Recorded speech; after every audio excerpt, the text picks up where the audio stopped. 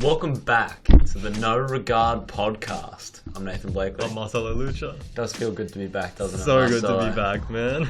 After taking a little foray into the gaming world of YouTube. And we'll be back there. We will be back there, but how about we bring it back to our roots this week? Back to our roots, man. Got to have our say on the world of sport. Definitely. You know, the channel used to be called the No Regard podcast. Let's not forget. Exactly Let's right. not forget. And it's still where we make our no money whatsoever. Yeah. So let's get straight into it. Let's get into the elephant in the room this week. We are at our roots, we are kind of a basketball podcast. Yes. So, Derrick Rose, you want to take this one away, man? Yeah, I want your comments on it too, though. So, for those of you that don't know, a simple Google search will tell you that he's been allegedly raped a girl, his ex-girlfriend, right? Yeah, this is back in 2013. This is comments back in 2013. And she reckons she didn't say anything for 2 years because she was just scared or something. Embarrassed. And that's not unheard of. We heard with the Cosby things that people had kept their silence for years and years and years because they didn't feel like anyone would believe them. Like this sort of situation with a public figure, like from the side of the woman, if this is a true statement, you can see why she held her silence, because especially with the image that Derrick Rose has, Yeah, and for a superstar like Derrick Rose, who is universally recognized as a good boy, he's like the good guy of the NBA. It is strange to hear, and honestly, I had no idea what was going on. Like Nathan texts me and he said, "Yo, these rumors are pretty crazy." And you thought it was going to get traded to Phoenix or something like that. I thought Rose was damn, alright. But unfortunately, it ended up being something pretty serious. Yeah, and I did talk to you about this, but just the fact that I am so surprised that it is about Derrick Rose makes me believe it a little more. Because here's the thing, right? We all have our vices, and some of us show them, and some of us don't. And not everyone's perfect, man. And I can't remember a time where I've criticized Derrick Rose for anything off the court, anything, man. And even on the court, man. Like, what has he done on the court? Got injured. And that's the only thing against him, and that's not his fault. He's never been at refs or anything like that. He's never got into scuffles. And that's why he's such a universal symbol as well. Yeah. He was this likable guy that came into the league. Mm-hmm. Steph Curry's another guy that comes to mind. Yeah. Yeah. So. And he's got a son now. He's married now, isn't he? I'm not sure about that, man. I'm not sure. I don't want to say anything that I'm not. Well, we know he has a son now, and we've seen him a few times, PJ. That's the thing with all of this. It's a very tricky sort of circumstance for everyone involved. His lawyer and himself have both issued a statement saying that he's innocent. Yeah. That this he feels he'll be proven innocent after this is all said and done. Mm-hmm. Regardless, that this does feel like it's going to be a black mark on him. Yeah. And you got to think about it. What does this do for the Chicago Bulls season, man? It is a distraction. It's going to be a distraction. It is a distraction. But then again, you get them Kobe 04 vibes. He might shave his head, go ham on the court, right? Go win a ring, hopefully.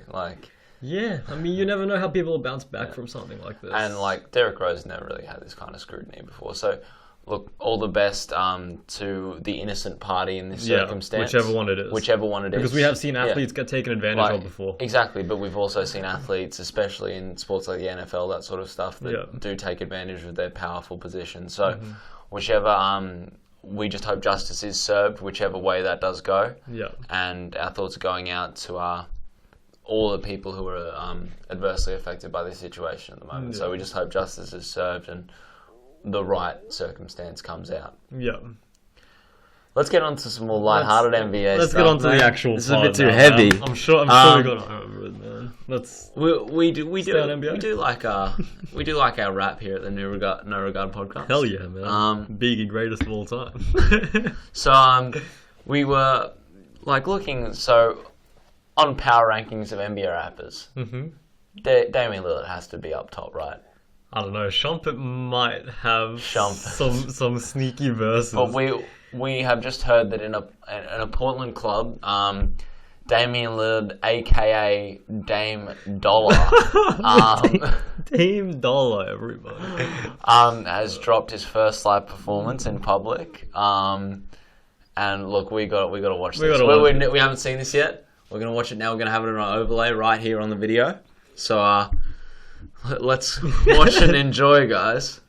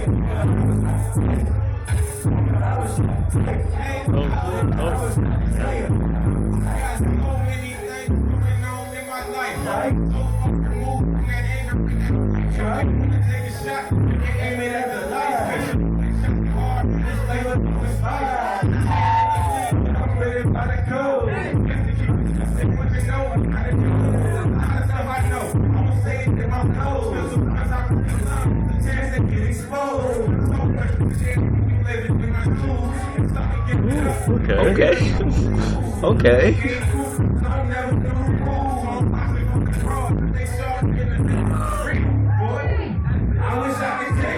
That's a sick beat too.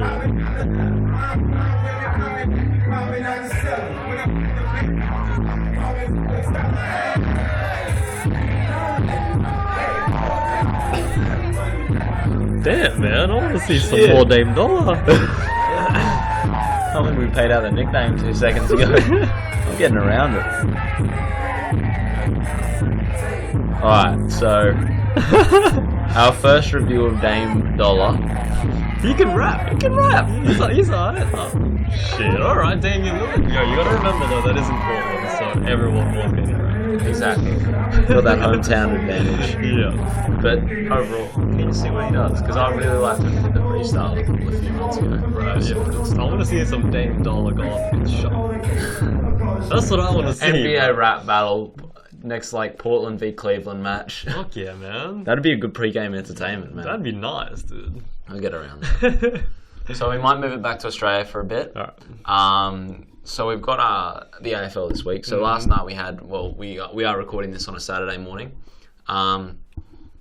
We had Daniel Menzel. So this guy had been 4 whole years since his last appearance in an AFL seniors match.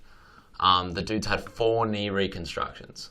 4 consecutive knee reconstructions, which is just insane to think about. So, I mean, I'm not sure about the details, but, like, regardless, even if it's, like, 3 on one, 1 on the other, 2 on each, like, Jesus that's a lot. Christ, man. Even if it's, like, if it's 4 on 1, man, that's pretty ridiculous. And he was saying that, he's going to have to wait till Tuesday, Wednesday to see how he recovers. Because, he's sore after every match, he's sore after every training, as he would be. Mm-hmm. But, like, this guy was one of the most talented young guys in the league in 2011.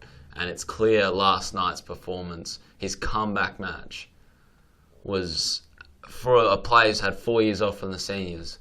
4 goals, 20 possessions, like some of those which are absolute highlight reel stuff, like a massive mark or 2. Yeah.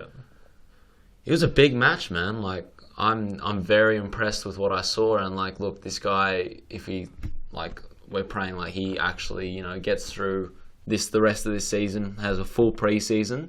You never know what he can do. Like, this guy may bounce back and be an elite player in this league. Right. But it's just good to see him back out on the field, man. Like, like when he scored his first goal back at AFL level, the whole team got around him, like that, and that's what you want to see. You want to see that camaraderie. You want to see like brothers being happy for each other, and that's what sport's all about. But man. We even saw it at the start of the match of respect between the 2 teams as well. Exactly. The player shaking his hand and stuff. Exactly. Like, it's good to see like everyone knows the struggle that this guy's been through. Like, and look, you really got to want it to like. They come back every time. Like, I remember seeing this progressively year after year, and like, this guy's still gonna try again. This is crazy. Like, especially after the 4th one, I'm like, damn, like, you're still going. After the 2nd one, man. Like, this guy's incredible. Like, he's an absolutely inspirational story. And look, best wishes to Daniel Menzel and all he can do in this AFL. Like, he can really do some big things. Just unfortunate they lost though, right? Yeah, exactly. Like. That's another thing. Like, Geelong in 9th place, they're now out of the finals race. That means the finals are locked up. We have this is just off the top of my head, so pardon me if I get the order wrong. But right now it's Fremantle, West Coast, Hawthorn, Sydney, Sydney. Then I got to think about it. Those are the ones that can win the premiership. But no, there's also some other teams like Adelaide, North Melbourne. Yeah, just off the top of my head, I'm struggling right now. That's another thing I want to mention. We do have a big finals preview coming up next week. We've been promising it for ages, and it's finally coming. Well, next week is the end of the AFL season, the regular season anyway. So we will be getting a guest in once we can confirm that guest. And we'll be talking AFL for a certain amount of time, where we just preview the finals, see who might win the 2015 premiership. Yeah. Another thing I want to briefly mention as well, the Brownlow medal. Now, Fife had recently come off a 3-match stretch where he was injured. He came his first game back, played pretty well. He was a potential to get suspended, but because the AFL loves Nat Fife, they didn't let him get suspended, even though it was like head high, like running into a guy, that sort of stuff. But then now he's been rubbed out with a leg injury for the rest of the regular season. I don't know if he'll play finals or not. But no one's ever won the Brownlow medal having missed more than 3 matches, and he's going to miss 5 for the season. So that's pretty big. He's just going to have such a massive lead in that early part of the season that he has to hold that out. Because, look, his last match was good, but I don't know if it's Brownlow vote worthy. Right. So it'll be interesting to see whether or not he does win the Brownlow. Because there's some real big up-and-comers coming. Like, Goldstein has had the best season from a ruckman since Dean Cox prime, and Dean Cox is probably the best ruckman in the last 25 years. And Goldstein just killed it this year. So he might be one of the first ruckmen to win the Brownlow since the 60s. Right. And you also have other midfielders like Prittis won it last year. He had a great season. Daniel Hannabury's had a great season. There's a bunch of guys that could really give the Brownlow a good shake. So Fife ain't a guarantee, man. So, before the odds get too blown out, I'd recommend, Who'd you bet on? That's my question. I bet on Goldstein, actually, weeks and weeks ago. It was a market that was highest voted getter besides Fife, so I have that insurance policy. Right. And he was $6 or something like that. And it seemed... Oh, wait, so you actually bet on him? Yeah, I was going to ask, who would you bet on? No, I actually, $6 odds, I think it's good. I think those are good odds. Look, it's a ruckman, but he's dominated all year. So whether he gets it or not, I have full confidence that we'll see a ruckman getting the highest amount of Brownlow votes we've seen for a long, long time. So I'm excited. Okay. That's all I really have to say about the AFL this week. Right. But coming up, I have quite a bit more to say about it. Next week, man. Looking forward to it. Definitely. So do you want to move over to football, man? Let's do that. So we are recording before the fourth round of the Premier League gets underway. So over the first 3 rounds, we have definitely seen a clear front runner in this league so far. It's got to be City. It's got to be Man City. And I feel like we wrote them off title contention. If you clutch look back at our Premier League preview, we might have hinted that they weren't even a top 3 side. Yeah. But right now, man, they're firing. And Aguero isn't even firing yet. Imagine when Aguero gets going. Yaya Toure is looking like vintage Yaya Toure. Yeah. Silva's looking great. Sterling has settled all right. Their back line looks solid as anything. Kolarov has finally settled that full-back rotation. He's looking like a threat. Yeah. Joe Hart's playing well. Look, 8 goals scored, none conceded, 3 wins. Perfect start to the season if there ever was one. Yeah. So, I feel like defensively there are a few questions, though. Look, I wouldn't say so. Look, Company finally looks like he's settled in all right, in the way that he's finally back to some of his vintage form at City. Right. Look, Mangala's he's a good centre back, and we also have Otamendi's coming in from Valencia. He's a great centre back as well. So, and that rotation's pretty good. They have Bakary Sagna at right back, which I'm kind of a bit doubtful about. Look, you can't have Sagna starting at a team like that, man. It's just that simple. Fair enough. And also what I was talking about, more defensive... Well, Zabaletta's out injured, so it's just options this time. So, but with defensive fragilities, I'm talking about from the midfield as well. Okay, we all know Yaya Toure can defend, right? He's a good defender, but he's not world class. Stop the counter attack. He just doesn't have the speed. I feel like they will get punished by faster teams. Okay. Well, I think attacking-wise, they look pretty threatening at the moment. Their fixtures are pretty good coming up, so we could see them open up a big gap if sides like Chelsea and Arsenal don't really straighten out their problems pretty quickly. Yeah. But we did see a good little win from Chelsea. I just want to mention last week. What was it? 3-2 against West Brom. Something like that. 3-2. All I can remember are the Pedro highlights. Pedro, Pedro had his debut for Chelsea, and as a Chelsea fan, he looked great. His goal was great. He assisted Diego Costa. He looked like he settled in really well, and I think with that front line with him and Hazard, I reckon that's a good little match-up on either wing that can threaten anywhere. We get Costa back in good form. Oscar's playing well. Fabregas maybe shakes those. Fabregas just needs to be Fabregas. Yeah, he just needs to shake those early season jitters that he's had. Yeah. And look, that's a very threatening side. Yeah. And look, we finally got our first win for the season. So I'm excited to see what Chelsea can do because the upcoming fixtures aren't too bad at all. No. We have Palace coming up this week, which I'm sure Chelsea could probably get a win at home. So look, it could be big things from Chelsea, and there's rumoured to be at least one more transfer coming around. Who's that? So there could either be John Stones, which I think has fallen through, or Pogba, which I think may not happen. I doubt that either of them will happen. Yeah. Honestly, I think Pogba would be more of a chance. I feel like the Stones transfer just isn't going to happen, man. Yeah, Everton. I kind of like that Everton's holding their ground, though. That Everton team with Barkley, with Lukaku, Morales, they're a talented side. That's a top 6-7 side. Top 6 side, probably. If they play well, and they look like they've gotten off to a good start. They have some hard fixtures coming up. They got battered by City last week, but as has any team that they've come into contact with this season. So, But yeah, on Chelsea, man. Chelsea. I didn't want to talk about Pedro, right? Because he had awesome debut, goal, assist. Should have been 3 assists too, man. Yeah. This guy played really well. What this speaks to is how well the Liga players have done in the EPL when they move over. We've seen it historically. Pedro, Sanchez, Silva, Mata. I could go on and on, right? So, Aguero. Look, Torres when he came first. Exactly. Right? So, Diego Costa now, it's really an endless list. And what you see there is that there's not really that much of a gap in the quality between the Premier League and La Liga, right? And I still give best league in the world to the Premier League just because it is so competitive. Okay, that there is more of a chance of lower teams beating the higher teams. But in terms of quality of single players, man, players that are coming from La Liga, whatever their nationality are, they're just technically so much more superior to players playing in England, and it's really easy to see. You saw with Pedro, instant impact, man. And the players that I listed before are all starters on any team. Literally, they could walk into any team and start.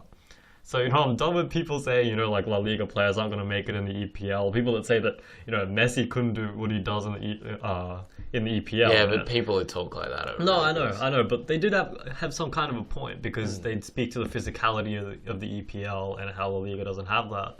But what people forget is that football may be one of the most technical games in the world in terms of what you have to do to win, right? I mean, if you can pass the ball well, you're going to win 99% of the time. And if you're in La Liga and you can't pass, you're out of the league. It's just that simple.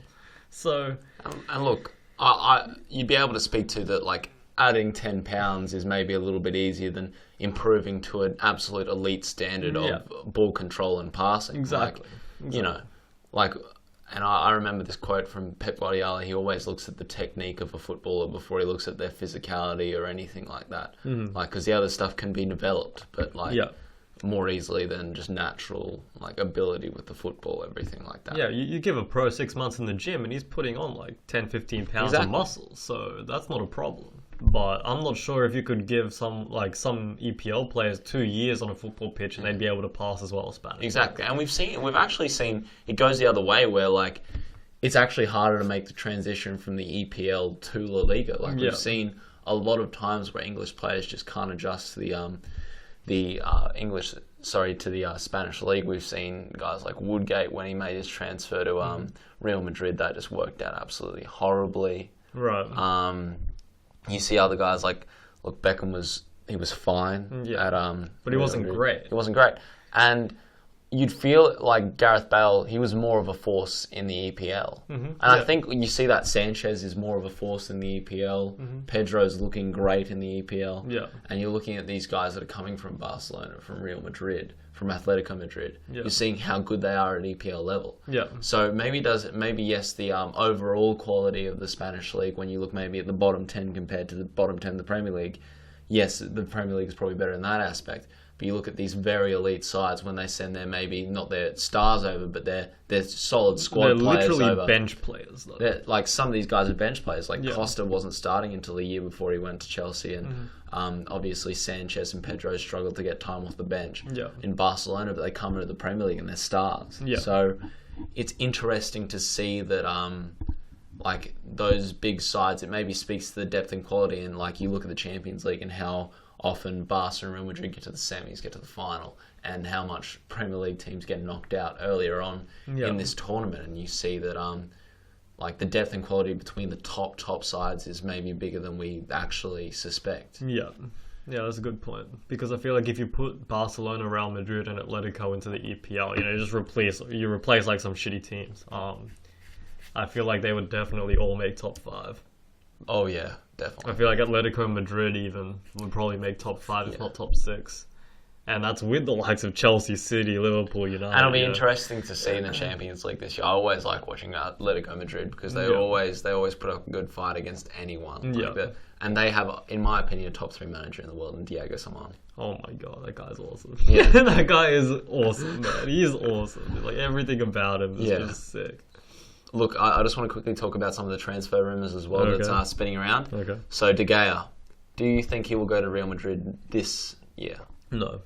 You think he stays? Okay. Yep, he's staying. Yep. I think that we'll get something done before the end of this transfer window. We might see a deadline day deal. Okay. But that's interesting, though. watch this space till Tuesday, which is the transfer window. But I think I think they want to try and get him out, right? He's been. That's what he wants. It's his hometown. Madrid's his hometown. He wants to go home. There's the depth in the quality of the Madrid keeper spot right now. He knows he can fill it. He knows he can go back to his home club and get it done. Yeah. So if he wants to go there, Yeah, I mean, it'd be good for him and former Real Madrid. Atletico player, by the way. So that could be an interesting rivalry if they go You'd back. be surprised how many players go from rival teams to the other rival teams. It's not that much of a big deal. I mean, it is for like the first few weeks, but then it dies over. But the old Luis Figo Peakhead situation. It's not a big deal. No, it's not a big deal. But the problem here is United. What do they do with their keepers? And we've seen Romero play pretty well. Right? Can you hold it down in the Champions League? Well, United are playing a fairly dour style of football at the moment, not very ambitious. Look, they're dull at the moment. They keep the clean sheets. They don't score that many goals until this week in the Champions League qualifier against Club Brugge. Yep. I hope I'm pronouncing it. It might be Bruges or something like that. Who cares? They're irrelevant. 4-0. Rooney finally breaking a 9-game scoring drought. 859 minutes, I think, without scoring. But he goes out and gets a hat trick. Depay played really well as well. So he did. Look, maybe there is a flow-on effect into the Premier League. So that's exciting. I've got a bet on that Rooney scores this weekend. So let's all hope that. Let's hope that pans out for my financial. I also want to mention De Bruyne heading along to Man City, maybe from Wolfsburg for £54 million. Yeah. Do you think that's do you think he's necessary? Overpriced, overrated, unnecessary transfer. Hit the nail on the head. It's just that. Look, I think De Bruyne is a great player. He's the German Player of the Year last year. I have no comments. Chelsea made a mistake letting him go and not choosing him over Oscar because I think in terms of quality, he's better than Oscar. Oh, wow. In terms of as a number 10 playmaker kind of player, I think he's a better playmaker than Oscar. But I think when you have a player of David Silva's quality, who was a top 3 player in the Premier League, you don't need to run out and get a player like De Bruyne just to take his number 10 spot away from him. Silva's playing like a house on fire right now. Yeah. You don't try and mess with that combination. No. I don't think splashing that kind of cash, look, it's going to happen now. And I'm sure they'll adjust. I'm sure he'll only make the team slightly better than it already is. But I'm just saying role-wise, I think you prioritise Silva over De Bruyne. Yeah. I think you build your team around, look, we have Aguero, we have Silva, we have Yaya Toure, everyone else fit around that. Yeah, so, pretty much. Whether you pay De Bruyne out wide or something like that, maybe it might not be the best use of his talents, but in terms of talents, you've got to prioritise some of Silva's talents over that. Is Jesus Navas still at City?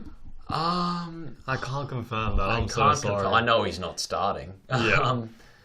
Yeah. Yeah, but I was just wondering because of roles. I mean, you can chuck De Bruyne out on the wing. Yeah, and you have Sterling now too. Yeah. So I was saying you could probably have Sterling and De Bruyne on either wing.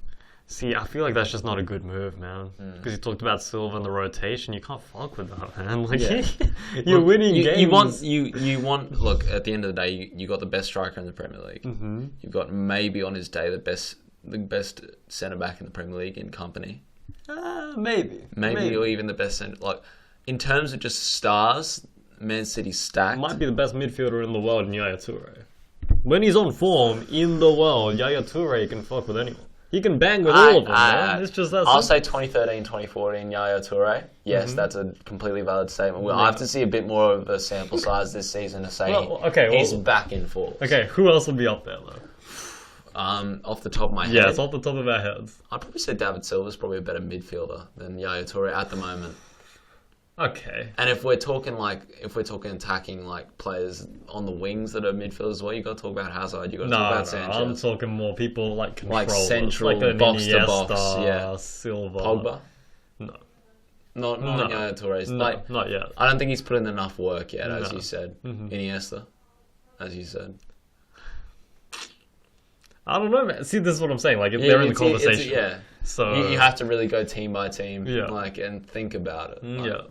But I'd say Fabregas or guys like that as well. Yeah, Fabregas as well. Yeah.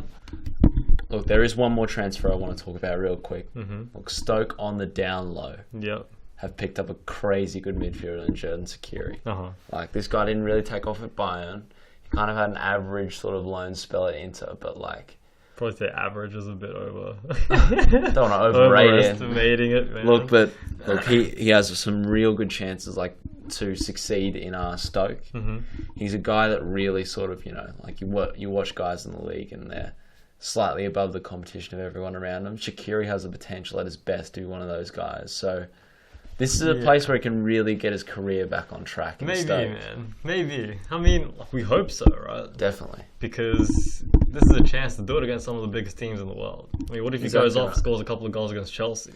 And it really speaks to the change in Stoke's style as well. Like, they were a Pulis-managed team for years and years, got success out of just playing physical, like, really dour, some would even say dirty football with, like, guys like Shaw Cross and, like, all... Like, obviously, Petr Cech, all those sort of guys. Yeah. Just, cross it in. Like, dull to watch football, but they really sort of changed their style completely 180 now. So it's going to be interesting to see what they can do this year.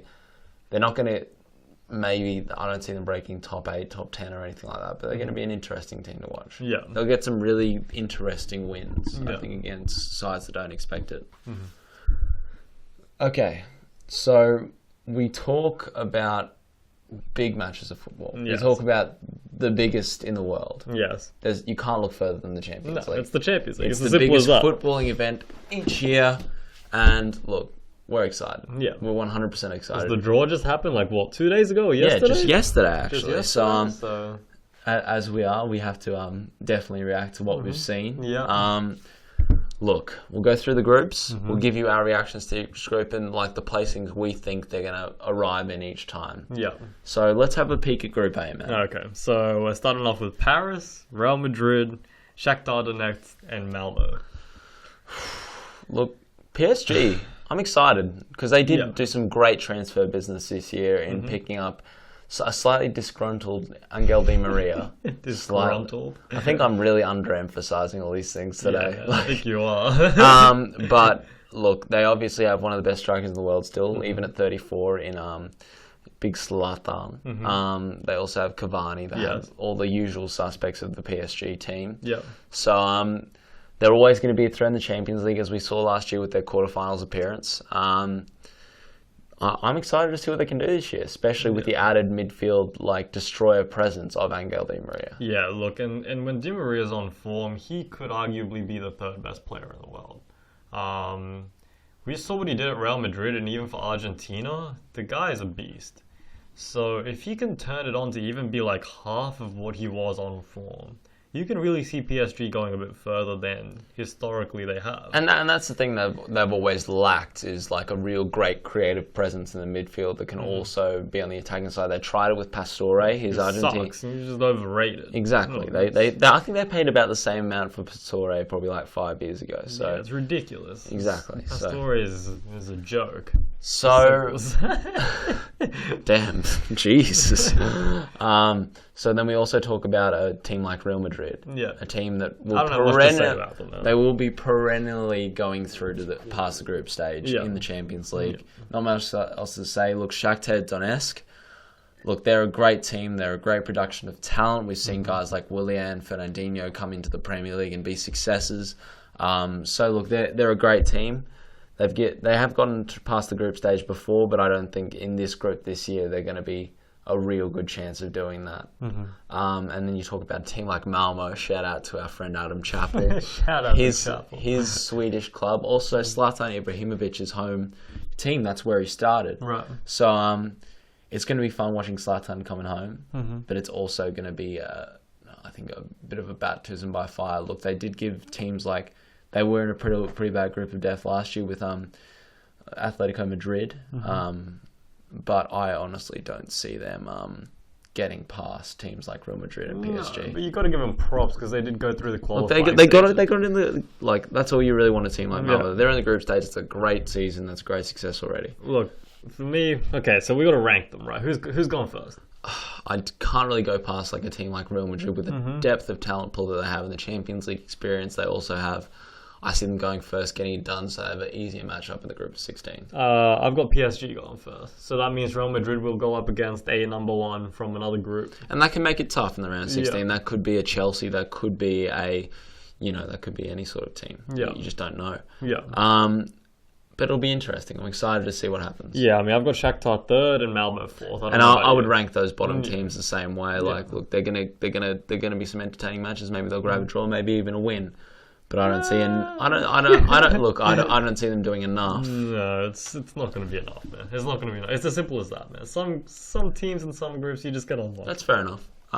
So we head on to Group B. We have PSV, Man United, CSK Moscow, and Wolfsburg. Man United is winning this group. Man United is winning this group. We saw great form from them in their qualifier against Club Brugge. So now we see them come up against a varying amount of, I'd say, middle-tier Champions League teams. Yeah. Look, for me, I think PSV is going to come second. Their wealth of talent there is... It might not even be as good as Wolfsburg's. And honestly, people are going to struggle going to Russia to play a CSKA, but I can't see Wolfsburg doing anything. I just can't see, especially now that like De Bruyne and all this crap, and it's just a team that's not.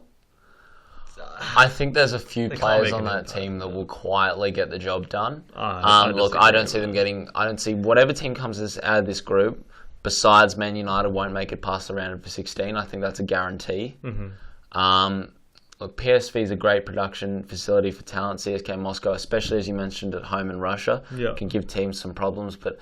I can't go past the second or third place side in the Bundesliga in a weak group like this. So you've got them going second? I've got Wolfsburg going second. I think they have more depth and more talent than CSK and PSV. They're more seasoned than a team like PSV, which is traditionally a young sort of production club for youthful talent. So. Look, I got to give props to Wolfsburg here. I think they're going to come second in this group. Okay. So we agree to disagree, though. Okay. Fair enough. Man. Let's move on, though. Yeah? We've got Group C coming up. So that's Benfica, Atletico, Galatasaray, and Astana. Which is a football hipster's just absolute dream right here. So you want to talk about Astana, bro? From Kazakhstan? Look, this is the first Kazakhstanian team to make the Champions League group stage. Borat would be giving you a salute right now. Borat would be getting right around that. But they're not going to be the ones making it through. No. We have three really great teams right here. We have Atletico Madrid, Benfica, and then we also have Galatasaray. So three sort of championship clubs from their respective leagues, teams that will always be in that perennial success in their league. Yeah. And look, we've seen Atletico get it done in the Champions League in the last few years. And Yeah. I'd have to say... they'd be the first pick for me to get through this. They're winning this group, man. Exactly. They're winning this group. But I think at second place, that's where the real battle begins, bro. And that's between Benfica and Galatasaray. Yeah. Look, they're both teams that have gone far in the Champions League before. We've seen them in quarterfinals. So I think they can both give each other a good shake. And I think they both have great home grounds to play at as well. I think Galatasaray more than Benfica, though. Exactly. I think the atmosphere at Galatasaray is absolutely electric. So I think that will be a bigger advantage than a lot of people think, especially because... See, that's where I disagree with you. I know it is a big spectacle, right? But I think when Champions League football comes around to any city, it's absolutely ridiculous.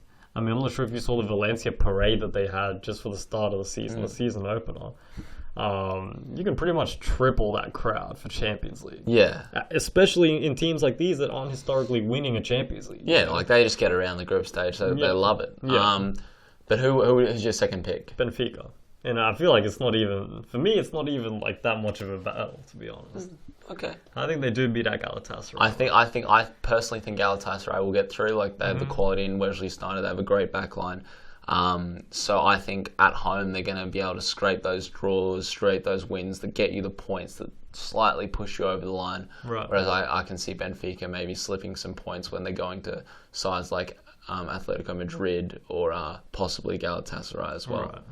Either way, we can agree that Kazakhstan is not the one getting through in this group stage. So Group D, look, this is a tough group. Yep. Not necessarily a group of death, but like it's close. It's pretty freaking close, man, because each of these teams is quality, but let's go through them, right? So Juventus from Italy, Manchester City, currently the best on-form team in England. Yes? Would you agree, Nathan? I would agree. As a Chelsea fan, would you agree? Painfully, I have to, yes. Okay, you've got Sevilla from Spain and Mönchengladbach from Germany. Pretty simple, really. Juventus and City are going through. It's just I would agree with that. Look, I think Sevilla is going to give them both some problems, but look, Juventus, great side, Champions League finalists last year. We loved commentating on that earlier in the year in some of our earlier podcasts. But you'd have to say on form and on talent, you'd have to say Juventus and Man City. And I'd love to see what Paul Pogba does this year in his Champions League campaign. Maybe his last one with Juventus. Maybe. We never know, though. Because what if he stinks up the joint and then Juventus might have to keep him? Pogba's great. Pogba. See, here's the thing. Nathan's like really high on Pogba. You really are, man. I do. I think he's the full package in a midfielder. You think he's going to be the next best midfielder in the world? Next best player in the world, even? Look, I think Neymar's probably, like, in terms of guys that are around that age that... I'm talking midfielders, though. Midfielders in that sort of central midfield, box-to-box, attacking and defensive monster role, yes. Yeah. He's a great player. But will he be the best? Yes. I don't see anyone coming up at his age that I immediately think they're on Pogba's level. Okay. That's a big call, though, man. Because, look, you get Yaya Toure flashbacks when you watch him. Like, you know, he's a threat on both sides of the ball, a silky touch for a player with such physical gifts. Like, you know, and the shot on him, man. He's good from set pieces and from open play. See, that's where I feel like he's overrated. Because how many times have we seen him shank a shot as well? Yeah, exactly. But then again, like, you know, who haven't we seen shank shots? No, but this guy really does shank them. Like, he's hitting, like, 50th row. But the good thing is his only talent isn't his attacking, like, chops. He does have defensive chops. He does have that physical, silky touch as well. He needs to get better at his defensive qualities. And look, he's only about 22 years old, 21 years old, so he has time. He has time to fix these things. So maybe he does need to leave Juventus, though, to get better.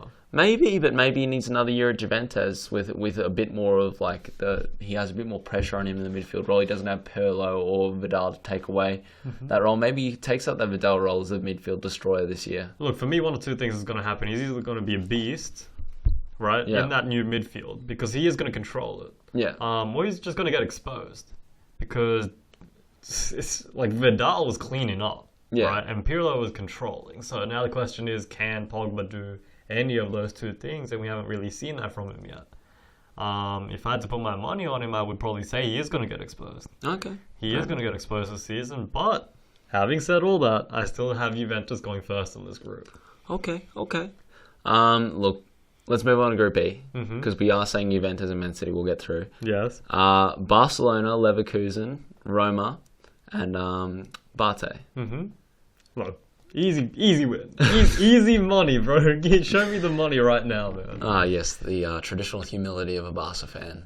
Well, I mean, I know a tough matchup when I see one, but this isn't it. This isn't easy. I think it'll be an interesting second place battle between Roma and Leverkusen. Mm-hmm. I have to go with my man, the forehead, Gervinho. The forehead will make all run away within the sight of its glory, and Roma will be second in this group. Roma will be second in this group. But also, like, all jokes aside, they have one of the best central midfielders in the world in Daniel De Rossi. Yep.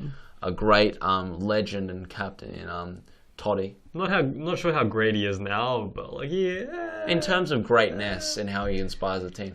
A guy that's still leading the line of a Champions League side at 38 or something like that. Well done. This guy is pretty much 50 years old. Yeah, he may as well be. I mean, he may as well be like 50. Leading the line for a club for 20 years. Well done. Yeah. Well done, young lad. But let's move on. Group F? Yes, Group F. So we see Bayern, Arsenal. Ooh, that's a pretty good matchup. Mm-hmm. Olympiacos and Dynamo Zagreb. So I'm just kidding quick. Bayern, Arsenal, Olympiacos, and Dinamo. They've lined it up for us already. Look, there's not much else to say about Bayern and Arsenal.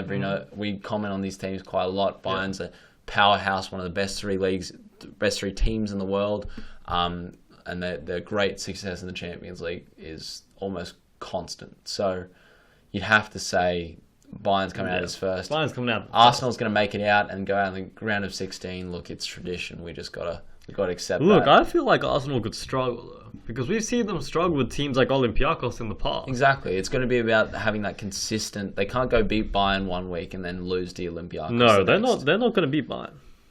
They might even lose to Olympiacos. Damn, wow. This might be a tougher one than we think. Wow. But I don't see Olympiacos getting ahead of Arsenal. I don't see that happening. You know what? It might come down to goal difference. At the when it's all said and done. That's Arsenal the thing about might Champions League through. matchups, though. They can provide some interesting storylines. Yeah. Arsenal. Wow. I hadn't thought of it until now, but I think they're going to struggle, man. Okay. I think they are going to struggle. They're still going to get through, though. They're getting through. Yeah, they're getting through. Okay. Group G. Your group. Chelsea, Porto, Dynamo Kiev, and Tel Aviv. Boys. We can just rest the squad. Play the academy players, boys. One of those easy money We groups. can finally get some opportunity to play guys like Loftus-Cheek and guys like that. Like, it's going to be easy, walk in the park. Easy money. Like, Easy I'm with you. We're fine, man. We're fine. Yeah, I'll see you in the round of 16. Oh, we won't see each other straight away because we're first in the group anyway. That's all right. I'm cool with that. I'd rather not versus Chelsea for a while. Okay, we'll move straight on to Group H then. We have... Wait, whoa. Who's going on with Chelsea, though? Is it pretty obvious?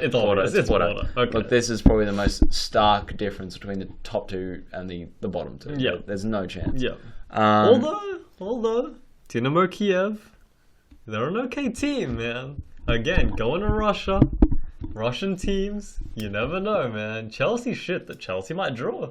You never know. One, Ukrainian team. Second. Are they a Ukrainian team? Second. Wait, who am I thinking of then? Am I thinking of Dynamo? Moscow still or something. Second. Shit, Ukraine's pretty much Russia now, though.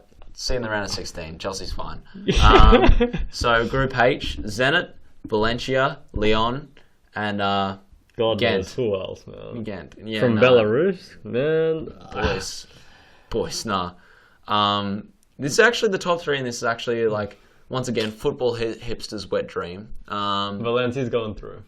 Valencia is going through. They're a greatly talented side. And look, just quietly, we finally have an Aussie who's actually repping a significant role in Champions League side. Matt Ryan, Valencia goalkeeper now. I don't know if he's going to stay as the first string, though, because their current keeper's injured. Yeah. But he did put in some impressive performances in that in the playoffs. He had a clean sheet in the first round, so... I'm excited. We never know. I'm excited to see our boy. We never know. Lyon's a great team, and we have guys like Lacazette and all that sort of stuff in that team too. Zenit, the money-driven Russian team. I would have to say Lyon. I think there's always been a bit of a mismatch with Zenit. They always feel like their football's a bit disjointed in the way that like they have, pieces of the jigsaw puzzle. There's so many good players, man. Some great pieces in the jigsaw puzzle that just don't quite fit. Obviously, guys like Hulk, guys like Axel Witsel, like they've had some. They bought the whole Portuguese league, Yeah.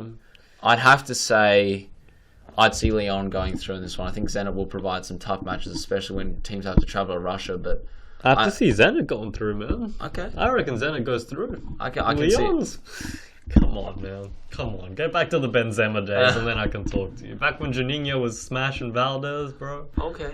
Those were the days of Lyon, man. I can't talk about Lyon right now, man. What about Juninho? Juninho, greatest free kick If taker we of can all give time. a YouTube video recommendation of the week, we have to talk about free kick compilation. Just type in Juninho free kicks and just enjoy yourself. Just enjoy all of the time. Even he will score against your favorite club, but it's going to be exquisite. It's going to be great to watch, and it's going to make you happy regardless. Oh, right, man. Either way, I'm excited for the Champions League. Got to set that alarm early. Yep. The struggle of the Australian football fan is back. 4:30 in the morning to get up the Champions League. Jesus. It's worth it. It is worth it. All right. We might just quickly head over to Beijing. Okay. A place we haven't headed over too much for sport on the no regard yet. No. Talk about the bird's nest. Usain Bolt, World Championship Athletics. He's done the double again, ladies and gentlemen. He has done the 100 metres and the 200 metres against Gatlin, who is a notorious runner in the way that he has been caught 2 times for drug cheating. He's done it against Tyson Gay as well. Tyson Gay is always right there, man. He's always right there. But then the thing is, we haven't seen a great season from Usain Bolt. He's struggled to break under 10 a few times, but he killed it in the 100 metres. He beat Justin Gatlin by 1 millisecond. I think it was 100th of a second or something like that. It was close as. Right. This 200 metres, he smashed the whole field. Yeah. With a 19.7 lets up at time. the end, and it's too easy for him, man. So we're now, the current tally is 10 World Championship golds and 6 Olympic gold medals. Yeah. And look, it feels like an age ago when he was winning and breaking world records in Beijing, but he's still going. He's still going to be a big thing in Rio next year. So I'm keen for No Regard Podcast Rio Olympics edition. It's going to be fun times. Okay, it's just one thing though. I feel like if he does win the Olympics in Rio, that might be it for him. Because you got to think 8 years is a long time for a sprinter to stay in that prime. Yeah. He's not. I don't feel like he's going to break any more world records. I think we've seen one of the greatest sprinting performances of one's lifetime ever. Yeah. So either way, I mean, if he does retire next year, it does give other people a chance, right? And it does give him a chance to go out on top as well. Yeah, exactly. Exactly. And a lot of athletes don't take that chance, but he might be able to. Yeah. I don't see him going to the 2020 Olympics. I think this might be his last Olympics. I agree. So we talk about your sport, the NFL. My sport. We're finally back, the NFL. So, NFL preview coming at you as well next week. On top of AFL. We've got some moves to make next week. It's going to be a busy week. It is. But, so I just wanted to talk about Mike Vick. Got indicted, well, not indicted, he got fucking arrested for pretty much dogfighting and his alleged, involvement with that dogfighting ring. He's been back in the league for a few years, playing with the Jets. Just got signed by Pittsburgh Steelers. Now, here's the thing, man. Getting a lot of criticism for his history, obviously, with dogfighting. But at the same time, he was signed just around that time of National Dog Day. Boys. Okay, so you can see the irony in this, right? Oh, the irony is just... So when you wake up and you see Mike Vick signed with the Steelers, that's a good pickup for them because second quarterback, you always need one. What if Ben Roethlisberger gets injured, right? Mike Vick can do some nice things. But then in the next few days, or even that same day, I'm not sure when it was, National Dog Day, man. Look. As a team, you gotta make the signing. You gotta be more politically correct. correct. But you gotta make the signing as soon as possible, right? Because you never know, other teams are in the mix. But at the same time, like you just mentioned, gotta have that awareness. Just fucking think about it, man. Look at the calendar, bro. You can't do that, man. You can't sign him on the same period of National Dog Day. It's just. I think we need to transfer animals. We need to go from a dog to an eel, a former eel. Okay. Jared Hayne. In the same sport? Okay, Jared Hayne. We need to get along the hype chain, ladies and gentlemen. Yeah. We, since our last podcast, we saw some brief highlights of Jared Hayne, but the train has well and truly left the station since then. We are well and truly, the hype is real. Yeah, okay, so the American and Australian media are obviously hyping it up a lot, right? A lot. Because it's a huge story. Fox Sports, a.k.a. Hain Sports. Fox Sports. Don't even get me started on Fox Sports. A slight bias towards Australian athletes, do you think? Maybe, alright? But not against Nick not for Nick Kyrgios, though, which is surprising. You got to be that comment section warrior, don't you, Marcelo? You got to go to war for our boy. It's a little bit surprising, but all right, NFL. All right. Okay, Jared Haynes. If you had asked me 2 months ago, will this guy make the 53-man roster? I probably would have said no. Now, it's close, man. He's making. He's not going to make it as a running back. He's going to be on that depth chart. Special team. He's going to be on special teams as a punt returner, or maybe even as a gunner on special teams. This guy is too versatile, he's too explosive, and you can't let him go as the Niners because anyone can pick him up. So I think he does make the 53-man roster, and just by doing that, that's a win. It's a win. It's an automatic win. It's more than any of us expected, but obviously Hayne was expecting it because he was hustling, man. He was going hard, and we're excited for him. We're really excited for him. Yep. Well done, Jared Hayne. Well done. Well, we're on to the question of the week this week, Marcelo. Already? All right. Yo, just one thing that I want to share with our viewers, okay? We always struggle to come up with a question of the week. How much of a struggle is it? The struggle is 100% real, and you'll notice by this being barely relevant. No, here's how it works, right? So me and Nathan will meet up before the pod, talk about this, talk about this, talk about that. Well, this is like the thing we leave till last. Yeah. What's our question of the week, man? And then, I swear to God, we just sit there for like a good hour. Or maybe even half an hour. I reckon we plan the rest of the pod in maybe 20 minutes, and the next hour is just like doing procrastinating shit so we don't have to think of a question of the week. So, in that mind, that we've totally undersold our current question of the week, we're going to talk about the brow. Anthony Davis. New Orleans Pelicans. The future best player of the league, in my opinion. Maybe, yes. Look, we saw that he's been bulking up this offseason. He's already put on 12 pounds of muscle. He'd already bulked up quite a bit last season as well. So he's looking strong, man. That picture that he sent out. He put up the biggest PER, which is player efficiency rating, since at the youngest age. I think it was 30 plus hadn't been done at that youngest age since Jordan or LeBron. Yeah. So he's going to do some great things at the New Orleans Pelicans. Yeah. There is one roadblock. When we talk about things like team success, we talk about things like rings, finals appearances, everything like that. Teams like New Orleans come to mind when you think of teams like Charlotte, the Clippers, all that sort of stuff, where it's a perennially unsuccessful franchise. It hasn't really gotten to that stage before. We saw a great playoff appearance from them last year. Yeah. But they have a situation where, we saw a few years ago when Chris Paul was on this team. And he did some big things, but they couldn't really get past the second round of the playoffs. Right. For Anthony Davis to succeed, and by succeed I mean finals appearances, rings, team success, what do the Pelicans need to put around him? Because, look, he's good enough to be the best player on a championship team. I don't think there's any argument about that. And he's only going to get better over the next few seasons, barring, touch wood, a bad injury. Yeah. But what are we going to see from the Pelicans trying to make moves?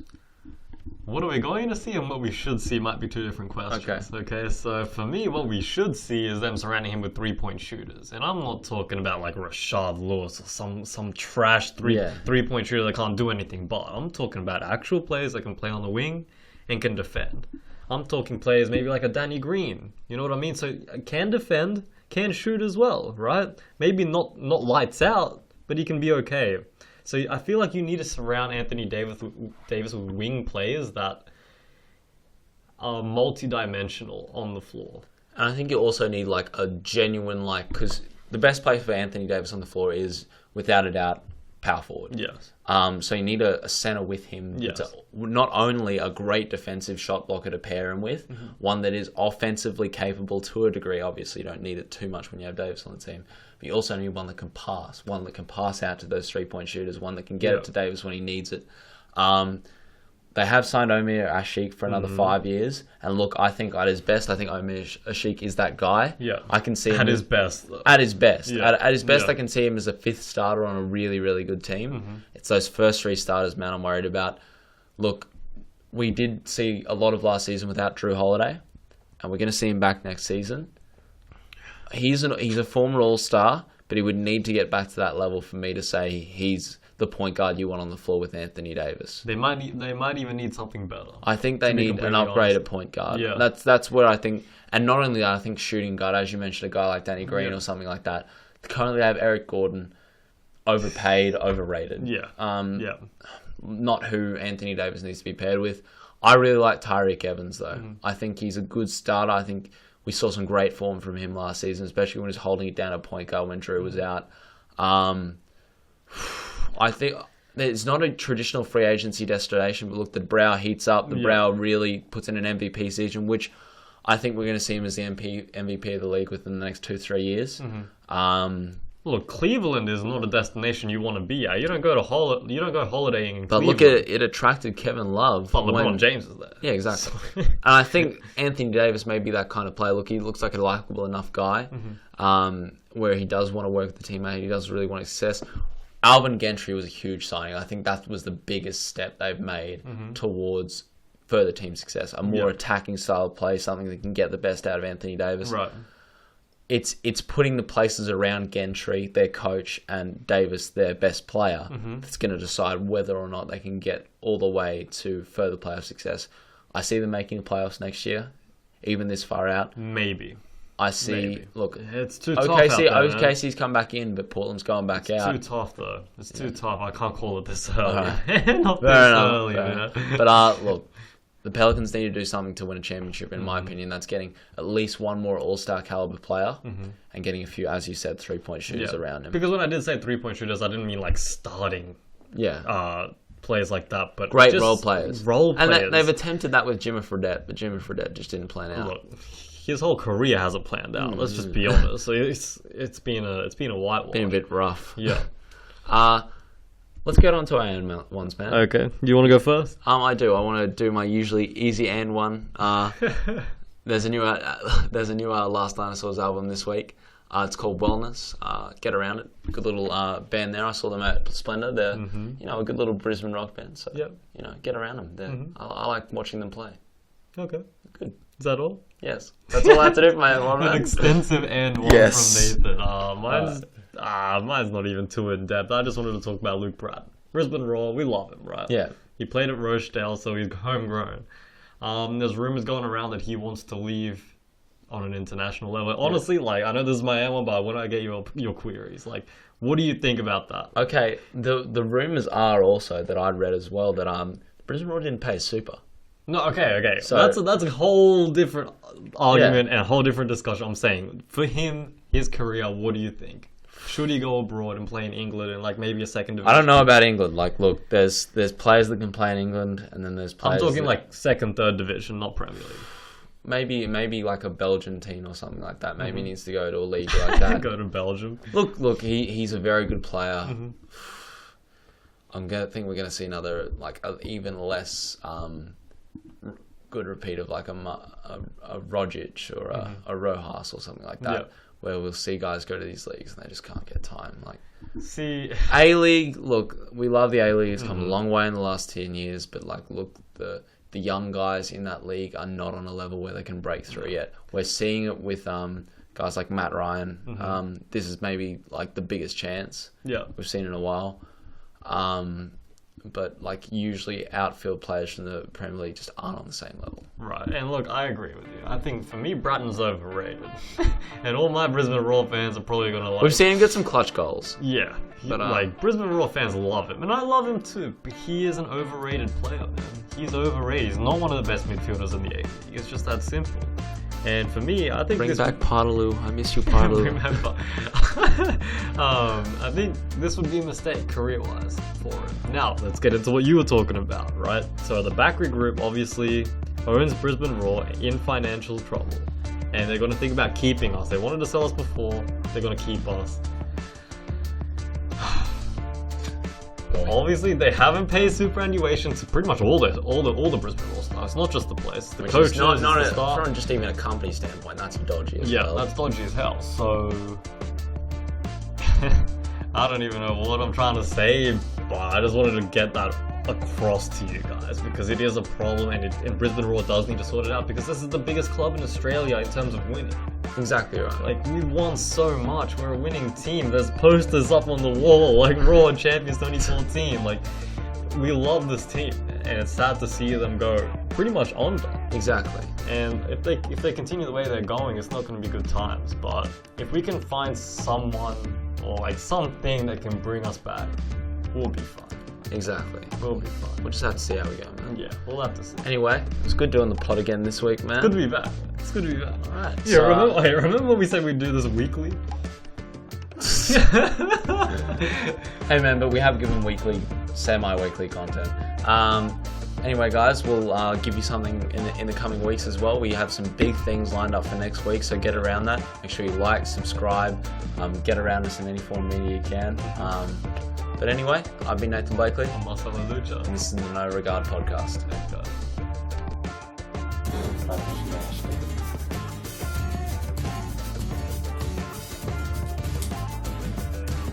Boys. Okay. I think we need to move Bosch a bit further out, boys.